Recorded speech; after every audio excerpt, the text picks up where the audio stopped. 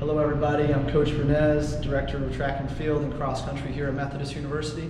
I'm going to give you a tour of the Riddle Athletic Center. First we'll take a look at some of our national championship trophies here from 2011 and 2012.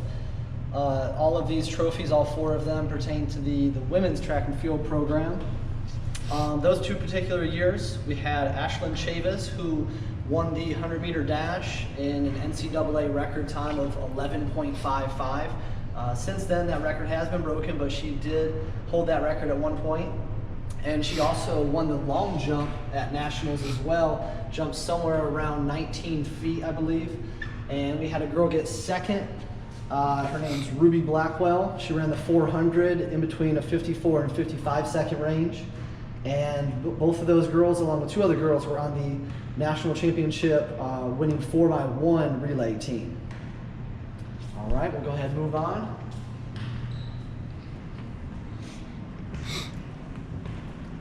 Check out the gym where we have all of our basketball and volleyball games. Give you a good visual of that. You see somebody putting in a little off-season work right now.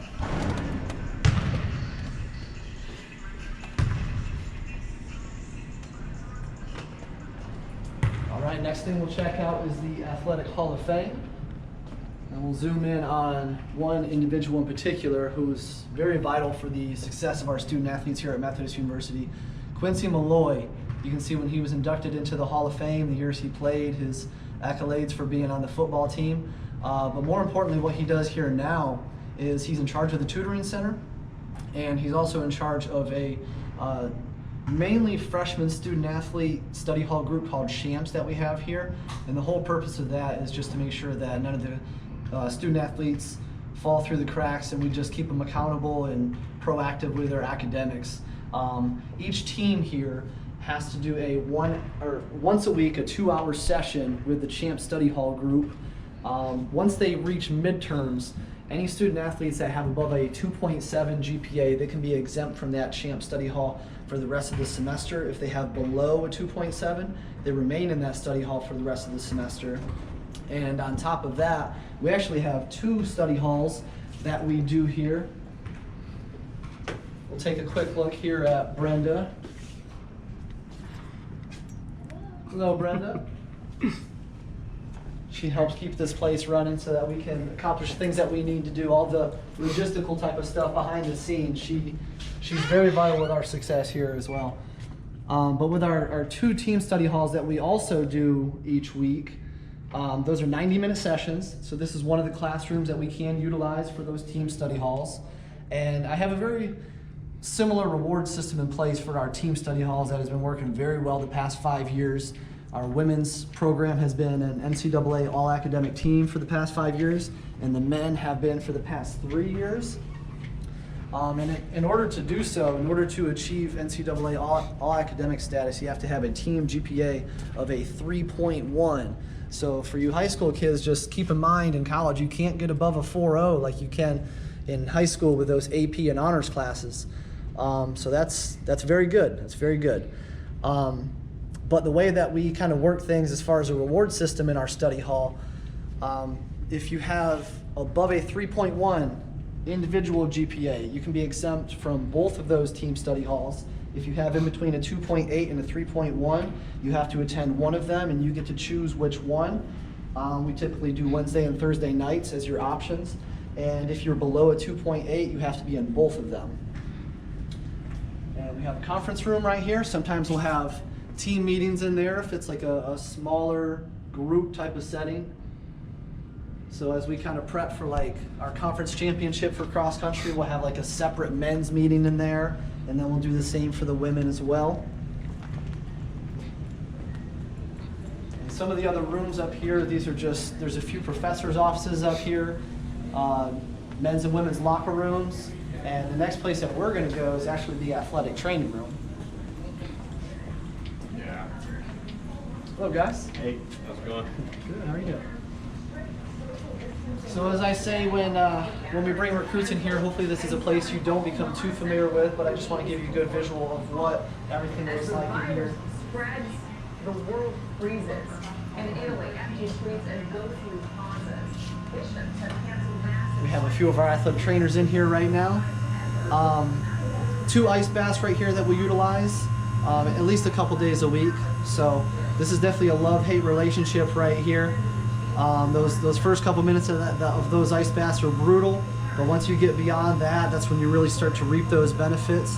And especially over the past few years, we've done a really, really good job of just keeping our kids healthy so that they can be consistent throughout their seasons and just maximize their potential for success when we want to peak at those more important times of the seasons, like when we get close to the conference championship, regional championship, and the national championships.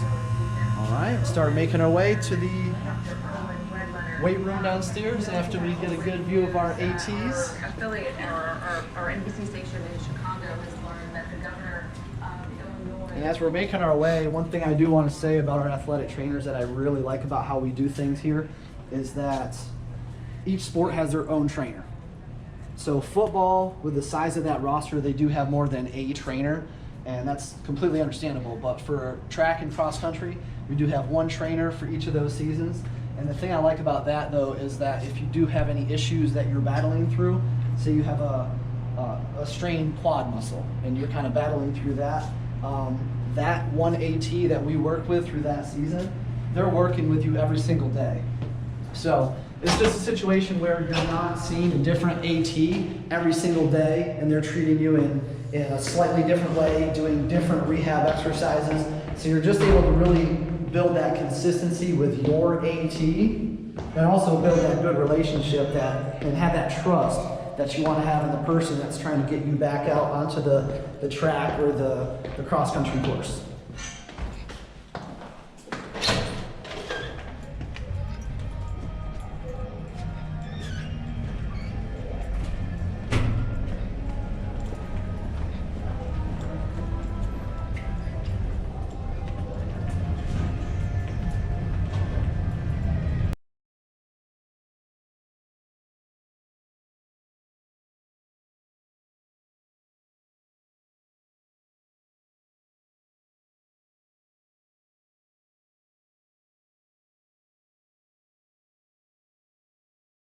So here is our weight room here that we have in the Riddle Athletic Center.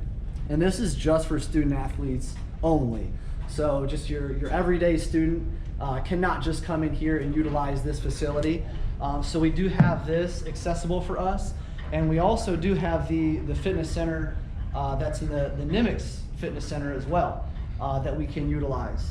And we do go back and forth between this weight room and the Brunecz weight room as well, just because there are certain equipment pieces that they have up there that we don't have down here. So it really just depends on what we're trying to focus on a given day. Or should I say what our strength and conditioning coach, Taz Petty, what he wants to focus with the kids on, just depending on what type of student athlete they are, because not everybody lifts the same way.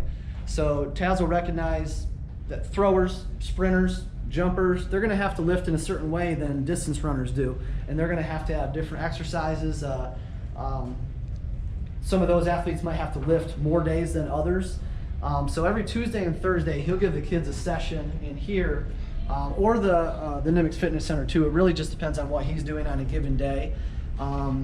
But we come in here at least 2 days a week just to do all those little things.